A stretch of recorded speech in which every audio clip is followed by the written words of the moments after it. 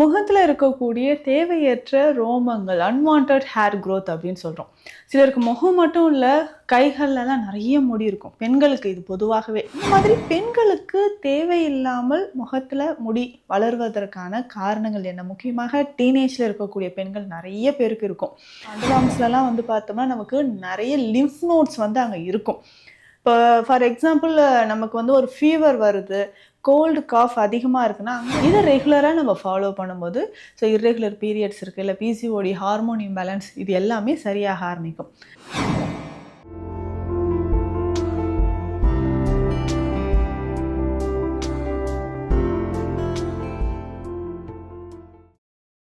வரம் நேயர்களுக்கு வணக்கம். நான் டாக்டர் நித்யா, சித்தா ஃபிசிஷியன். முகத்தில் இருக்கக்கூடிய தேவையற்ற ரோமங்கள் அன்வான்டட் ஹேர் growth அப்படின்னு சொல்கிறோம். சிலருக்கு முகம் மட்டும் இல்லை, கைகள்லலாம் நிறைய முடி இருக்கும். பெண்களுக்கு இது பொதுவாகவே. ஆனால் சில ஆண்களுக்கு என்னென்னா, எனக்கு வந்து தாடி மீசையில் வந்து சரியான ஒரு ரோமத்தோட வளர்ச்சியே இல்லைங்க, அங்கங்கே ஹேர் growth இல்லாத மாதிரி இருக்குது, இதனால் நான் க்ளீன் ஷேவ் பண்ணுறேன், பட் திரும்ப ஹேர் growth வரும்போது சில இடங்களில் மட்டும் growth-ஏ இல்லாத மாதிரி இருக்குது அப்படின்ட்டுலாம் நிறைய பேர் ஃபீல் பண்ணுவீங்க. இந்த மாதிரி பெண்களுக்கு தேவையில்லாமல் முகத்தில் முடி வளர்வதற்கான காரணங்கள் என்ன? முக்கியமாக டீனேஜில் இருக்கக்கூடிய பெண்கள் நிறைய பேருக்கு இருக்கும். இந்த ஹேர் growth அப்படின்னு பார்த்தோம்னா அப்பர் லிப்ஸில் இருக்கும், அதாவது காதுகளுக்கு முன்னாடி இருக்கக்கூடிய இடத்துல அப்படி நீட்டாக வந்து வளர்ந்துக்கிட்டே வர மாதிரி இருக்கும். கீழ்த்தாடை பகுதிகளில் நிறைய ஹேர் growth வர்றதுக்கான காரணம் என்ன? அதே மாதிரி கைகள்லேயும் ரொம்ப முடி இருந்துக்கிட்டே இருக்கும். வேக்சிங் பண்ணிக்கிட்டே இருக்கிறேன், ஒவ்வொரு வாட்டியும் ரொம்ப பெயினாக இருக்குன்னு சொல்லுவாங்க.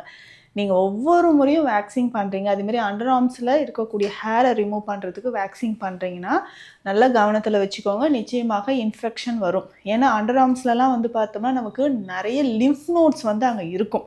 இப்போ ஃபார் எக்ஸாம்பிள் நமக்கு வந்து ஒரு ஃபீவர் வருது, கோல்டு காஃப் அதிகமாக இருக்குன்னா அங்கே இருக்கக்கூடிய லிம்ஃப் நோட்ஸ் வந்து என்லார்ஜ்மெண்ட் ஆகிடும். ஃபேஸ்லேயும் நிறைய பேர் வேக்சின் பண்ணுறீங்கன்னா கீழ்த்தாடை பகுதியில் நிறைய செர்விக்கல் லிம்ஃப் நோட்ஸ் நிறையவே இருக்கும்.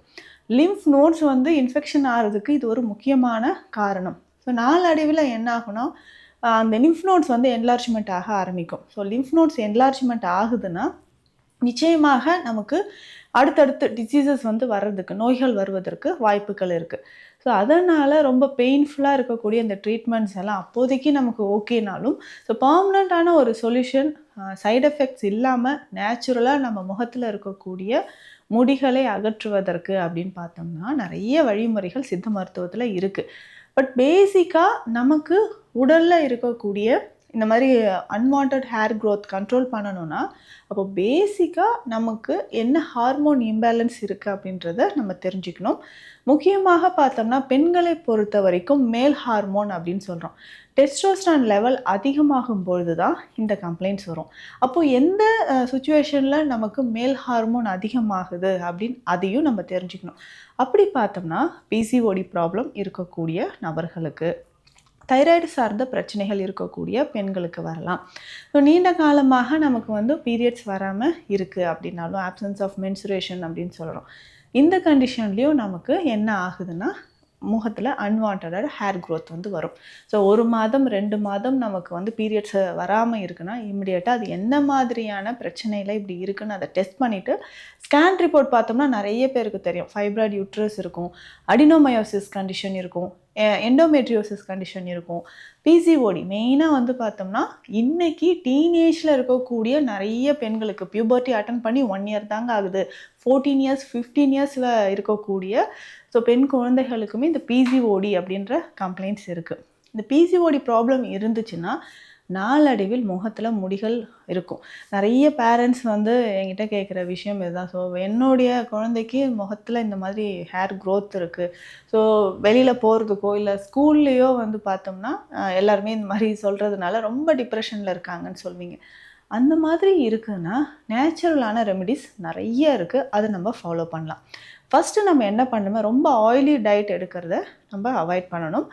இதில் முக்கியமாக பார்த்தோம்னா நம்ம வயதிற்கு ஏற்ற மாதிரி உடல் எடை இருக்கா, இன்றைய காலகட்டத்தில் நிறைய குழந்தைகள் வந்து டீனேஜ்லேயே வந்து பார்த்தோம்னா 80-90 கிலோ வரைக்கும் இருக்கிறத நம்ம பார்க்குறோம். 90 கேஜிஸ் வரைக்கும் இருக்குது.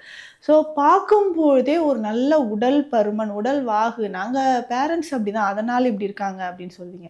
என்னதான் ஹெரிடிட்டியாக இருந்தாலும் வயதிற்கேற்ற ஒரு உடல் எடைன்றது ரொம்ப ரொம்ப இம்பார்ட்டண்ட். அப்போது அதிகமான உடல் பருமன் ஆவதற்கு காரணம் ஸோ அன்வான்டாக ஃபாஸ்ட் ஃபுட்ஸோ இல்லை கெமிக்கல்ஸ் நிறைய இருக்கக்கூடிய ஃபுட்ஸ் நம்ம எடுக்கிறதுனால தான். இதனால் நிச்சயமாக முகத்தில் அந்த ரோம வளர்ச்சி வர்றது நம்ம பார்க்குறோம். அப்போது வெயிட் லாஸ் பண்ணுறது கண்டிப்பாக முக்கியம். ஸோ அந்த டீனேஜ்லேயே ஒரு 80-90 கேஜிஸ் வரைக்கும் கிராஸ் பண்ணி இருக்காங்க அப்படின்னா நிச்சயமாக உடல் எடையை வந்து நம்ம குறைச்சே ஆகணும். அதுக்கப்புறம் நம்ம முகத்தில் ஏற்படக்கூடிய இந்த ஹேர் க்ரோத் இதை கண்ட்ரோல் பண்ணுறதுக்கு என்ன பண்ணலாம்?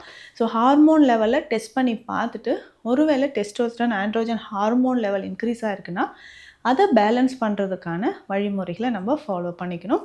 ஸோ பீரியட்ஸ் வந்து ரெகுலராக ஆகிறதுக்கும் பிசிஓடி ப்ராப்ளம் வந்து சரியாகிறதுக்கும் நம்ம வந்து அதுக்கான சிகிச்சைகள் மூலிகைகளை நம்ம ஃபாலோ பண்ணிக்கணும். சரி, இதற்கு அடுத்து நம்ம வேறு என்னென்ன வழிமுறைகள் ஃபாலோ பண்ணலாம் அப்படின்னு பார்த்தோம்னா உணவு முறையில் ரொம்ப ரொம்ப முக்கியமான விஷயம் அப்படின்னு பார்த்தோன்னா சில மூலிகைகள் நிச்சயமாக இந்த ஹார்மோன் இம்பேலன்ஸ் வந்து நமக்கு சரி செய்து கொடுக்கும் அப்படின்னு சொல்லலாம். அதில் என்னென்ன மூலிகைகள் அப்படின்னு பார்த்தோம்னா ஓமத்தை பொறுத்த வரைக்கும் நம்ம டைஜஷன் ப்ராப்ளம் இருந்தால் தான் நம்ம அதை எடுத்துக்கணும் அப்படின்னு நினைக்கிறோம். கிடையாது. ஓமத்துக்கு இருக்கக்கூடிய ஒரு ஆக்ஷன் என்னென்னா ஈஸ்ட்ரோஜன் நேச்சுரலாகவே நமக்கு ஈஸ்ட்ரோஜன் லெவல் செக்ரேட் ஆகிறதுக்கு ஓமம் ரொம்ப ரொம்ப ஹெல்ப்ஃபுல்லாக இருக்கும். அதுக்கப்புறம் பார்த்தோம்னா சதக்குப்பை அப்படின்னு சொல்கிற ஒரு மூலிகை, அதுக்கப்புறம் பெரும் சீரகம், நம்ம சோம்புன்னு சொல்கிறோம் இல்லைங்களா, இது மூணுமே பெண்களுக்கு அந்த ஈஸ்ட்ரோஜன் ஹார்மோன் இம்பேலன்ஸாக இருந்துச்சுன்னா அதை சரி செய்கிறதுக்கு ஒரு முக்கியமான மூலிகைகள் அப்படின்னு சொல்லலாம். அந்த மூணுமே நம்ம என்ன பண்ணலாம்னா 100 கிராம் வாங்கிக்கோங்க. ஓமம் 100 கிராம், சோம்பு 100 கிராம், சதக்குப்பை அப்படின்னு சொல்கிற மூலிகை 100 கிராம்.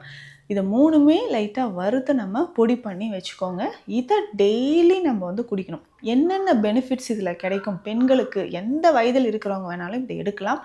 நேச்சுரலாகவே வெயிட் லாஸ் பண்ணுறதுக்கோ பிளட்டில் இருக்கக்கூடிய டாக்ஸின்ஸ் குறையிறதுக்கோ இதை நம்ம ஃபாலோ பண்ணிக்கலாம். நல்லா வறுத்துட்டு நம்ம மிக்சியிலேயே பொடி பண்ணி எடுத்து வச்சிட்டோம்னா இது கிட்டத்தட்ட 1 மாதம் வரைக்கும் நமக்கு வரும். ஸோ டெய்லி காலையில் 1 ஸ்பூன் போட்டு 2 கிளாஸ் தண்ணி விட்டு நல்லா பாயில் பண்ணி வடிகட்டிட்டு ஒரு 4-5 சொட்டு எலுமிச்சை சாறு இருந்தால் சேர்த்துக்கோங்க. ஒரு துண்டு கருப்பட்டி சேர்த்து இல்லைன்னா தேன் சேர்த்து காலையிலே குடிச்சிட்டு வரும்போது ஹார்மோன் இம்பேலன்ஸ் நமக்கு ரெகுலர் ஆக ஆரம்பிக்கும். ஹார்மோன் இம்பேலன்ஸ் நார்மல் ஆகும் பட்சத்தில் என்ன ஆகுதுன்னா ஹேர் க்ரோத் வந்து நிச்சயமாக குறையும். இதற்கு அடுத்ததாக அதாவது ஹேர் க்ரோத் வந்து கொஞ்சம் கொஞ்சமாக நமக்கு குறைய ஆரம்பிச்சிடும். இதற்கு அடுத்ததாக எக்ஸ்டர்னலாக நம்ம வந்து பயன்படுத்தக்கூடிய சில மூலிகைகள் இருக்குது.